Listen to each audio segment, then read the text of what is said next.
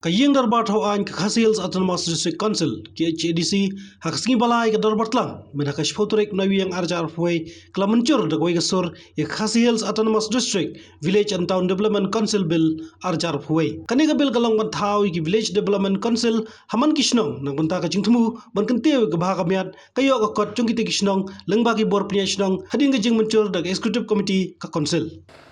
Consideration of the Khasi Hills Autonomous District Village and Town Development Council Bill 2021.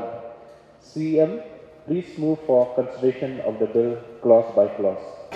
Mr. Chairman, sir, I beg to move that the Khasi Hill Autonomous District Village and Town Development Council Bill 2021 be now taken into consideration clause by clause.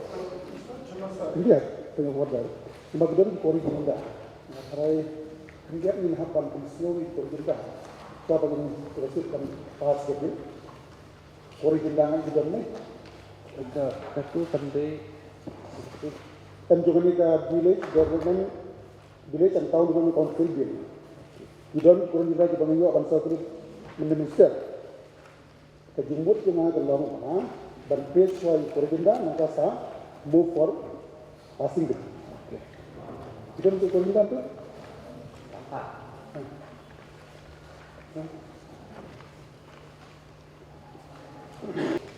Ngakupat di CM ban pencet di kayang HADC di korigenda di badan HADC ketika kendiat ilong i dan di penbet ba HADC ba tikat tu kat ni di Jakarta iba ha apa di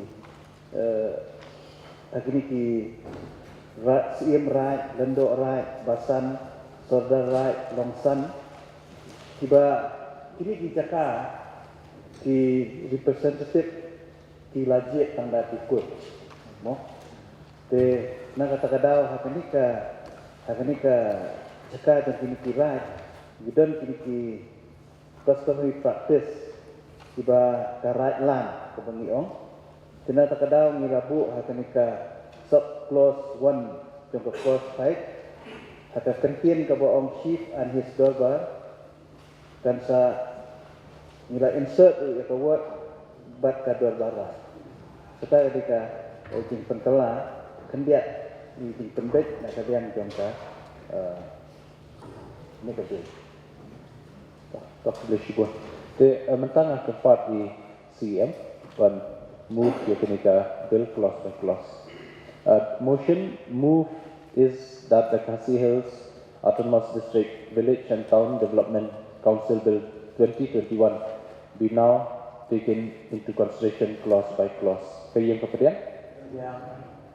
Since there are no amendment, CM can move clause 2 to clause 35 with appendix 1, appendix 1A and 2 annex thereto of the bill at the same time. Mr. Chairman, sir, I beg to move that clause 2 to clause 35 with appendix 1, appendix 1A and 2 annex thereto of the bill to stand part of the Khasi Hill Autonomous District Village and Town Development Council Bill 2021. Motion move is that clause 2 to clause 35 with appendix 1 and appendix 2, appendix 1A and 2 annex thereto of the bill do stand part of the Khasi Hills Autonomous District Village and Town Development Council Bill 2021. Kayang kemudian? Yeah. So clause 2 to clause 35 with appendix 1 and appendix 1A and 2 annex thereto of the bill are now part of the Khasi Hills Autonomous District Village and Town Development Council Bill 2021. Please move for the preamble short title Extent and Commencement of the bill.